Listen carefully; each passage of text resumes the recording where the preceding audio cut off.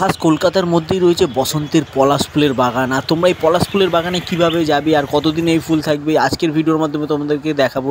চলো তোমরা ভিডিওটা সম্পূর্ণ দেখতে থাকো। কি দারুণ লাগছে দেখো, বসন্ত এসে গেছে। দেখো হলুদ পলাশ, লাল পলাশ আর পলাশ ফুলগুলি ঠিক বক ফুলের মতন অনেকটা লাগছে দেখতে, আর কত সুন্দর লাগছে। আকাশে বহিছে প্রেম, নয়নে লাগিল নেশা, কারাজে ডাকিল পিছে বসন্তকাল এসে গেছে মানে সকলে আমরা জানি যে পলাশ ফুল না হলে বসন্ত মানায় না। এই বসন্তকালের পলাশ ফুল দেখতে মানুষ দূর দূরান্তে যায়, বাঁকুড়া পুরুলিয়া যায়। আমরা কিন্তু বাঁকুড়াও আসিনি, পুরুলিয়া আসিনি, খাস কলকাতার মধ্যেই এত সুন্দর পলাশের বাগান। আর কোথায় আছে, তোমরা কিভাবে আসবে, আর এখানে কতদিন এই পলাশ ফুল থাকবে, সমস্ত কিছুই আজকের ভিডিওর মাধ্যমে দেখতে হবে। তাহলে চলো ভিডিওটা আজকে শুরু করে দিই। আবার প্রথম দিয়েই শুরু করে দিই। আমি দীপঙ্কর, তোমাদের দীপগ্নি ব্লগসে স্বাগতম জানাই। চলো ভিডিওটা শুরু করি। দেখো এইখানে কিন্তু কত পলাশ ফুল রয়েছে, লাল রয়েছে, হলুদ রয়েছে, তোমাদেরকে হলুদও দেখাবো। ও পাশে দেখো যে হলুদ পলাশ রয়েছে, মানে এখানে পুরো বসন্ত ফুলে পুরো ছড়িয়ে গেছে। তোমরা যারা কাপেলরা বেশি আছো, যারা বসন্তের ফটোশ্যুট করতে চাও, বসন্তর ভিডিও যে বসন্ত উৎসবে যে ভিডিও করতে চাও, তোমরা কিন্তু অবশ্যই কিন্তু এইখানে চলে আসতে পারো। আর তোমরা কিভাবে আসবে সেগুলো তোমাদেরকে অবশ্যই ভিডিও শেষে বলে দিচ্ছি। আর আজ কিন্তু আমার সাথে কিন্তু আমার চলে এসছে, আমার বউ এসছে কিন্তু, আর বউকে নিয়ে চলে এসেছি আজকে। ওকে বললাম যে চলো ঘুরে আসি, আর বসন্তর যে এত সুন্দর পলাশ ফুলের বাগানে আসবো আর বউকে সাথে না নিয়ে আসলে যে কেমন লাগে। এখানে সিঙ্গেল আসার থেকে মনে করি যে কাপেলরা যারা আছে তারা কিন্তু এখানে আসলে আরও সুন্দর লাগবে কিন্তু। আর এই যে বউ এসছে দেখে নাও, আর বউয়ের হাতে দেবে, ও কিন্তু আগের দিয়ে কিন্তু ফুল কুড়িয়ে রেখেছে, ঠিক আছে। ফুলগুলি কিন্তু আগে দিয়ে দেখে লোভ সামলাতে পারেনি, কুড়িয়ে নিয়েছে। আর তোমার এখানে কেমন লাগছে এসে? কেমন লাগছে জায়গাটা? তাহলে তোমাদের কিন্তু বাঁকুড়া পুরুলিয়া যাদের খরচা করার জন্য মানে অনেক সময় নেই আর হাতে খরচা করার পয়সা নেই, অনেকে কম খরচা এখানে চলে আসো তোমরা। এখানে আসলে তোমরা কিন্তু দেখতে পারো বসন্তের যে লাল পলাশে পুরো ভরে গেছে।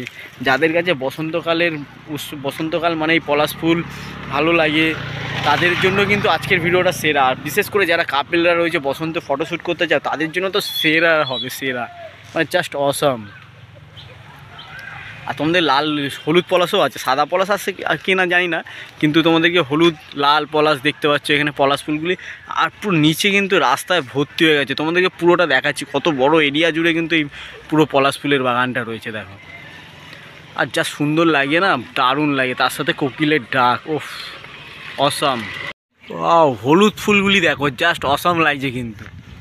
এখানে তোমরা লাল ফুলের সাথে হলুদ পলাশ কিন্তু পেয়ে যাবে, দেখো কত সুন্দর।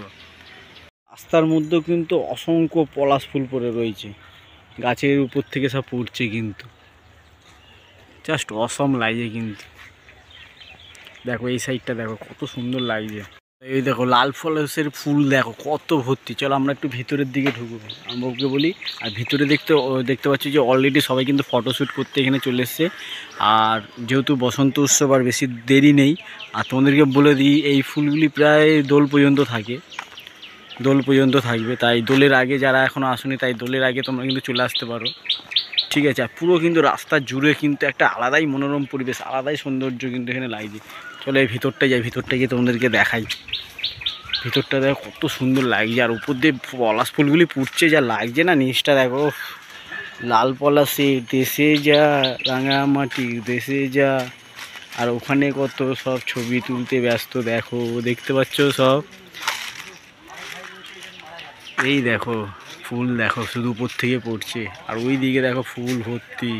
আর একটা অন্যরকম প্রাকৃতিক পরিবেশটা না এত সুন্দর। আর এই জায়গার মধ্যে এত সুন্দর পরিবেশ আছে আমরা জানতামই না। তোমরা যারা এখনও আসোনি তারা কিন্তু চলে আসতে পারো। আর ফুলগুলি পড়ছে না একটা একটা করে, দারুণ লাগছে কিন্তু। আর ওখানে দেখতে পাচ্ছি অলরেডি কিন্তু ফটোশ্যুট চলছে। আর এখানে লেখা আছে দেখো শাল পলাশের দেশে ফুল ফুটেছে, পলাশ শিমুল ফুলে ফুলে হলুদে লাল, বনেতে লেগেছে আগুন। পলাশ সৌন্দর্যের উপভোগ করুন, কিন্তু ফুল গাছের ডাল ছিঁড়বেন না। দেবব্রত মণ্ডল বাবু প্রধান। আর এটা সাপুইপাড়া বসু কমিটি গ্রাম পঞ্চায়েত। দেখতে পাচ্ছ এখানে যারাই আসবেন ফুলের গাছপাতা কিছু ছিঁড়বেন, নিচে অসংখ্য ফুল পড়ে আছে দেখতে পাচ্ছ। সেই ফুল নিয়ে কিন্তু তোমরা ভিডিও শ্যুট করতে পারো, ফটো শ্যুট করতে পারো। একটু আগে একজন গাছের ফুল ছিঁড়েছিল, তাকে কিন্তু ধরে অনেক উল্টোপাল্টা কথা শুনেছি। তাই ভুল করেও তোমরা কিন্তু গাছের ফুলে হাত দেবে না।